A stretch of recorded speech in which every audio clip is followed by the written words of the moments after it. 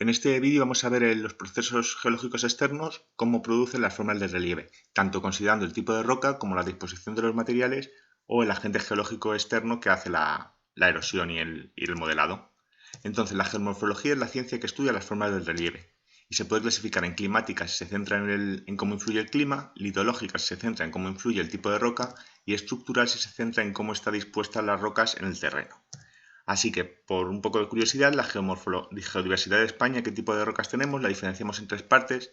El área silicia, que está en la zona oeste y en algunos macizos montañosos como el sistema central o el sistema ibérico. Luego tenemos el área caliza, que está intercalada en el este, que son rocas que se pueden deshacer y formar karst. Y luego tenemos el área arcillosa, que se encuentra en los valles fluviales, que son materiales fácilmente erosionables. Bien, las formas típicas del modelado del granito. Cuando el granito se erosiona, como hemos visto por termoclastia o crioclastia, puede formar, por ejemplo, la pedriza, que son caos de bolos o también se llaman berrocales o pedrizas, que son las rocas rotas por la acción del hielo o de los cambios de temperatura que se acumulan. Luego tenemos a veces que se forman estructuras muy peculiares que son en forma de torres o tor, ¿vale? Que son rocas rotas pero que se acumulan así, y una de las más curiosas es que la erosión acaba produciendo que las piedras casi cuelguen de una pequeña parte de apoyo, y a estas piedras que están en esta disposición le llamamos piedras caballeras. Otro de los modelados según la litología es el modelado cástico. El modelado cástico, como hemos dicho antes, se produce en las calizas y se debe a que el dióxido de carbono al unirse con el agua forma un ácido y ese ácido es capaz de disolver la caliza, el carbonato cálcico. Aquí lo pongo en la fórmula, no las voy a pedir, pero como veis el agua se reacciona con el dióxido de carbono, forma este ácido, que es el ácido carbónico. El ácido carbónico reacciona con el carbonato cálcico y forma bicarbonato cálcico, que esto es soluble. Esto se va con el agua y da lugar a las formas del terreno características. ¿Qué formas tiene este modelado kárstico? Tenemos formas exocársticas, es decir, que están en la superficie. Tenemos los lapiaces, que son terrenos muy accidentados, muy erosionados, con surcos y con bordes afilados en la parte superficial, ¿vale? Que es esta forma de aquí tan característica. Luego tenemos los sumideros, que son pozos verticales y estrechos que comunican con las cavernas internas. Luego tenemos las dolinas, que lo que son como sumideros a lo grande, es decir, son estructuras con forma de embudo que también conectan con la parte interna del modelado kárstico. Luego los poljes que se forman si estos dos dolinas se unieran, formaría una estructura más alargada que sería este polje de aquí, ¿vale? Así que se forman por la unión de dolinas. Luego tenemos los cañones u hoces cuando hay un curso fluvial que erosiona en vertical y hace que se formen grandes estructuras verticales. No sé si habéis estado en las uces del río Duratón, ahí en Sepúlveda, pero se ve muy bien. Y luego dentro del terreno se forman las formas endocársticas, de interior, ¿vale? Dentro de la masa de calizas. Así que tenemos galerías que son túneles horizontales, las estalactitas que se producen cuando el agua que transporta el carbonato cálcico se va evaporando, entonces se van acumulando los restos de carbonato cálcico de arriba abajo. Tenemos las cavernas, que son grandes cavidades cavadas dentro del karst de la caliza, y las estalagmitas, que es lo contrario, cuando el agua asciende por capilaridad, arrastra el carbonato cálcico y se va acumulando y forman estructuras que van de abajo a arriba. Así que las estalagmitas de abajo a arriba, las estalactitas de arriba a abajo. Luego tenemos las columnas, cuando en la misma zona coincide una estalactita muy desarrollada y una estalagmita muy desarrollada, estas se acaban uniendo formando una columna. Bien, según la disposición de los materiales, estudiamos las situaciones en las que se alternan materiales duros o resistentes y materiales blandos. Si están de forma horizontal, se forman unas estructuras muy características que se ven en Cuenca, en Guadalajara, que es el relieve de mesa y páramo. Entonces tenemos una zona dura que no ha sido erosionada, que forma una mesa en más altura, y en la zona más baja están los materiales más débiles que se van a ir erosionando. Entonces llamamos mesas o mesetas y páramos, y luego cuando son muy pequeñitos lo llamamos cerro testigo. Y esto protege de la erosión en la parte de abajo y hace que estas estructuras se mantengan en el tiempo. Cuando los materiales están inclinados, la erosión actúa de forma diferente y forma unas estructuras que se llaman cuestas, que este es el material resistente y este de aquí, la parte que sería como el acantilado, la parte donde cambia mucho la altura, es el frente de cuesta y el límite le llamamos cornisa. Entonces es diferente la estructura, como veis, al estar horizontal se forman mesas y aquí se forman estructuras similares pero ya en forma de cuesta. Bien, las aguas superficiales son casi el agente geológico más importante y diferenciamos en tres tipos: las aguas salvajes, los torrentes y los ríos. Las aguas tienen una energía cinética derivada de su movimiento que depende de la cantidad de agua que se desplace y de la velocidad de ese agua. Cuanto más cantidad de agua, más energía; cuanta más velocidad de ese agua, más energía. Además, permite que se realicen los tres procesos: la erosión, transporte y la sedimentación. Vale, vamos con los ríos. Los ríos se caracterizan porque siempre tienen agua y tienen un cauce fijo. Ese cauce se llama valle. En un río que normalmente nacer en zonas montañosas y se desarrollan de zonas altas a zonas bajas, hablamos de curso alto, curso medio y curso bajo. En el curso alto del río la erosión es muy fuerte porque hay mucha pendiente y eso hace que el agua vaya más veloz, ¿vale? Y lleve más energía. Así que erosiona y arrastra gran cantidad de materiales. Deja unos perfiles muy característicos en forma de V, ¿vale? Los valles en forma de V son típicos de los ríos de curso alto. Luego tienen gargantas y cañones cuando el material es con unas características, por ejemplo el material calizo, hace que en vez de formar ese valle en forma de V, el río se encaje, se profundice y forme esta forma de garganta o cañón. Luego en el curso medio la energía es menor, así que los materiales grandes ya no son arrastrados, se depositan, pero los materiales más pequeños como las arenas y los lodos sí que siguen siendo erosionados y transportados. Así que aquí la forma del valle cambia, se llama forma de Artesa, que es esta forma tan característica que es inclinada al principio y luego menos inclinada, ¿vale? Así como, no sé, es una mezcla entre una U abajo y una V arriba. Y esto se debe a que cuando el río aumenta mucho su caudal por una inundación, asciende y erosiona las partes de arriba y luego cuando va normal se estabiliza la zona de la U. Y a esta zona, que a veces se inunda y a veces no, la llamamos llanura de inundación o vega.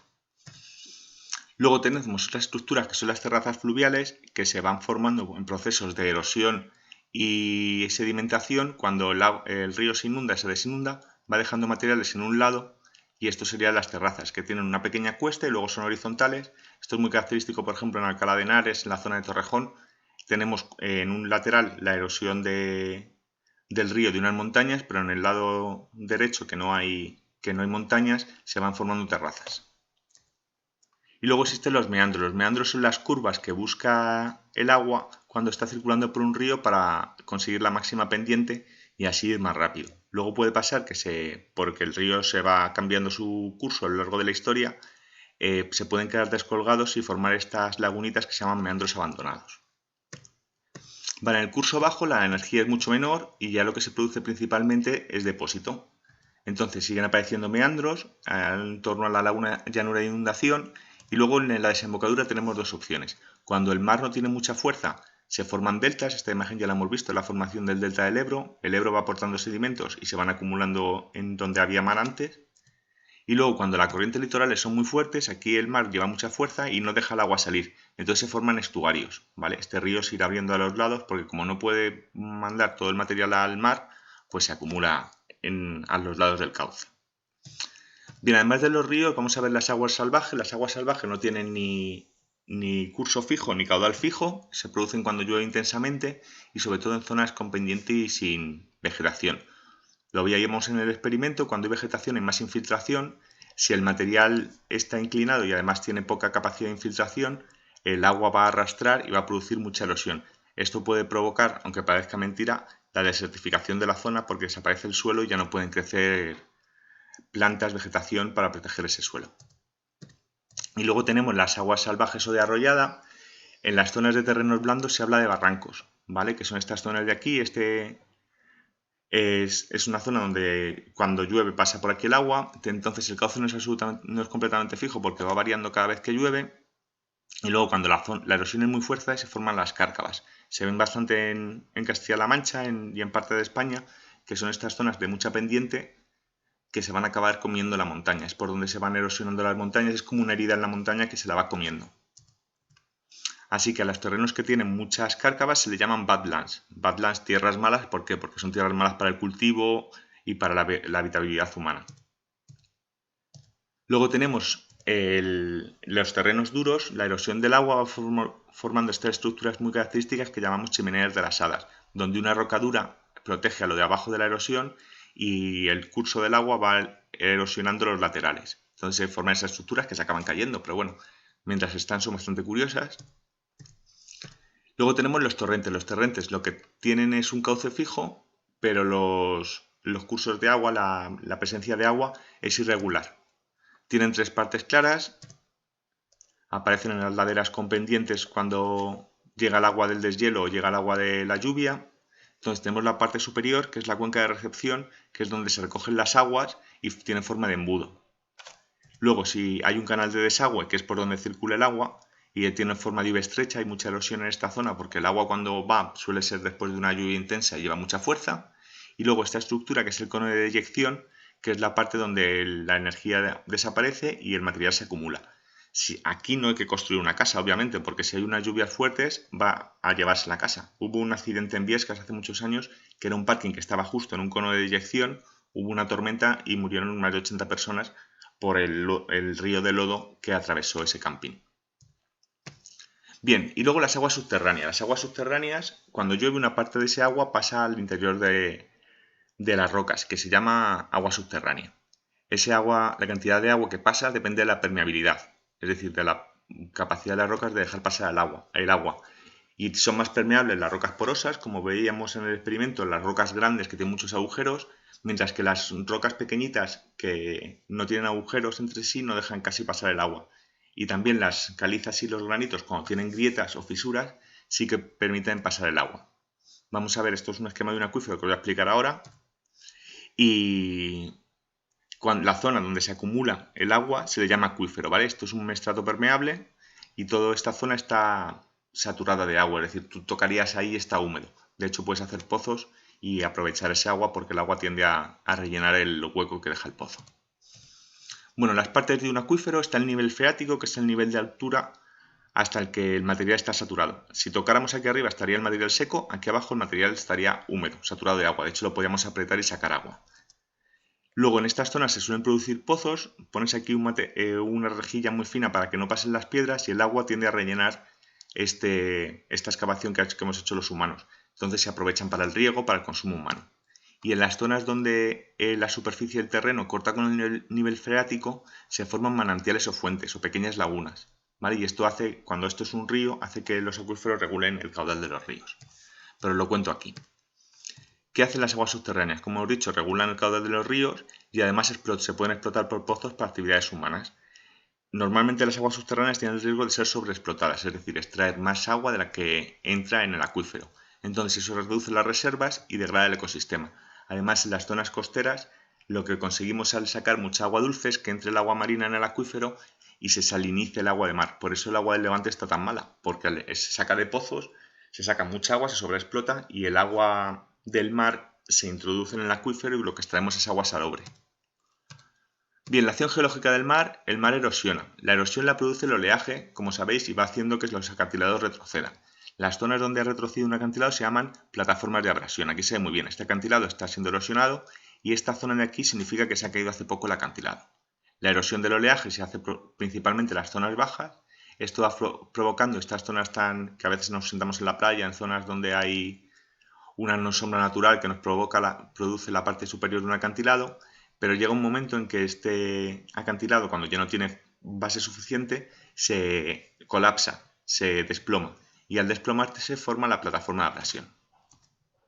Ahora entenderéis mejor esta forma de aquí lo que representa, que había un acantilado que se ha caído. Luego tenemos que las playas trituran el material que sacan de los acantilados y lo depositan normalmente en forma de playas. ¿Vale? Ahí tenéis el acantilado, a estas zonas se le llama arco cuevas, ¿vale? También se pueden formar cuevas que entran un poco en el acantilado y luego la plataforma de abrasión que os he contado antes. Bien, en cuanto al transporte y la sedimentación, la arena se transporta por las corrientes litorales, es decir, por el movimiento del mar en paralelo a la línea de costa y en las zonas más resguardadas se deposita. Formas de depósito por las playas. Las playas las conocemos todos, acumulaciones de piedrecitas o de arena, donde el litoral tiene una pendiente suave y nos podemos tumbar, tomar el sol y a pasar el día. El tómbolo son cordones arenosos que se unen normalmente a un islote y esto se forma por el depósito porque aquí hay menos el mar está menos profundo, entonces se va acumulando aquí la arena y lo une con el islote, también es muy típica del Mediterráneo. Luego las flechas son franjas de arena paralelas a la costa. Esas flechas pueden llegar a cerrarse y acumular o aislar del resto del mar unos lagunas salobres que se llaman albuferas, y luego cuando la flecha cierra, se une con el resto de la costa y cierra la albufera, se le llama barra. Bien, glaciares. Las glaciares son masas de hielo que se forman en regiones muy frías donde la nieve después de caer no se funde, sino se acumula, y ese hielo se compacta y hace que se forme el hielo glaciar. No es lo mismo la nieve que el hielo, ¿vale? La nieve, lo sabéis, es blandita y tal, y cuando se convierte en hielo es mucho más dura y más densa. Este hielo fluye pendiente abajo como un río sólido, mucho más despacio que un río, pero ese hielo se mueve a favor de la gravedad. Bien, ¿qué hacen los glaciares? Pueden ser de dos tipos, tenemos de casquete o alpinos. En los de casquete pues son los que están en Groenlandia o en la Atlántida y cubren grandes superficies del terreno. Y los que más vamos a estudiar son los alpinos, que son los que tienen lugar en las zonas de montaña de gran altura, donde cuando no hacía tanto calor, la nieve se acumulaba y fluía. Vale, la acción geológica de los glaciares, tenemos una zona de erosión donde el hielo y las rocas que arrastran ese hielo abrasan, van como con una lija, van lijando el fondo del valle. Luego el transporte, las zonas son arrastradas a la zona de abajo. Y luego cuando la zona donde se alcanza la temperatura del hielo del agua, se forma sedimentación. Unas zonas muy curiosas que vamos a ver que se llaman morrenas. Bien, las partes de un glaciar diferenciamos zona de acumulación, que es donde se acumula la nieve, como su nombre indica, y el hielo erosiona las paredes de la montaña formando picos escarpados, y luego esto de aquí que es lo que se llama circo glaciar, porque tiene forma de circo romano. Luego tenemos las zonas de deslizamiento. Aquí se excavan las lenguas del glaciar, ¿vale? Tenemos el circo y la lengua. Entonces la lengua al bajar en la pendiente forma un valle en forma de U y además unas rocas aborregadas con forma de ovejitas. Y luego en las zonas donde se acumula el material aparecen las morrenas, que pueden ser centrales, ¿vale? Aquí hay una morrena central porque el hielo va mandando las rocas a la zona central o a la zona lateral, y luego de fondo, que estarían por aquí, y las terminales que se acumulan en la zona final del glaciar, que normalmente como se derrite el agua suele haber una lagunilla. ¿Vale? Y cuando el hielo desaparece y retrocede, las morrenas quedan al descubierto y se forman unos depósitos que se llaman tiguitas. Estas tiguitas son muy características porque son muy afiladas, llegan a cortar. Bueno, al retirarse los glaciares, lo que se forman son los valles glaciares, que son lo que conocemos como los fiordos noruegos, por ejemplo. El valle glaciar original tenía esta forma, pero como este glaciar ha desaparecido, va a empezar a erosionar el río y el río va a dar este valle fluvial en forma de U. Entonces, aunque tengan el origen glaciar, muchos valles glaciares se han transformado en valles fluviales por la acción erosiva de los ríos. Bien, la acción del viento. El viento también depende de la velocidad que lleve ese viento y de la presencia de materiales sueltos que pueda arrastrar, y luego la cobertura vegetal. Si hay vegetación, sujeta los materiales y hace que el viento no los pueda levantar. Si no hay vegetación, se complica. La acción del viento, por tanto, es más importante en zonas donde no hay vegetación, en zonas áridas.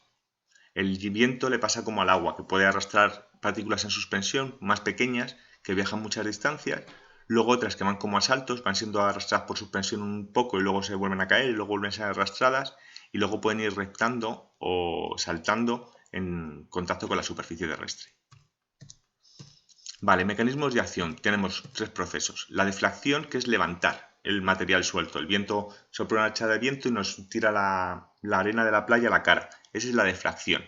Cuando nos golpea esa arena en la cara y hace que se produzca la erosión, de nuestra cara en este caso, una exfoliación, pero si fueran rocas, la erosión de las rocas, es la abrasión. Y luego cuando el viento pierde fuerza, la arena vuelve a caer y se acumula en zonas. Entonces diferenciamos zonas donde se depositan o se acumulan materiales pesados que el viento no puede arrastrar y zonas donde se depositan materiales ligeros que ha arrastrado el viento.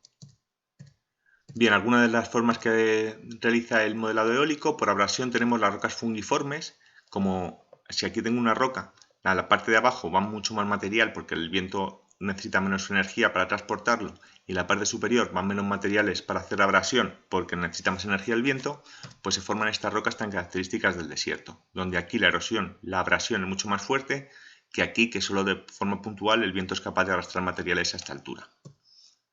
Y también es el responsable de estropear la esfinge de Egipto. Bien, por depósito tenemos los desiertos pedregosos, que es donde el material, aquí el viento va llevándose la arena y estos materiales tan gruesos no es capaz de arrastrarlo. Así que tenemos los desiertos pedregosos y luego los desiertos arenosos, que son los que en donde se depositan los materiales que se han levantado de los desiertos pedregosos. Entonces el Sáhara tiene una parte pegando al Atlántico mucho más arenosa y una parte ya pegando hacia Egipto que es mucho más pedregosa. Y hasta aquí el tema. Como siempre lo trabajaremos en clase. Un saludo.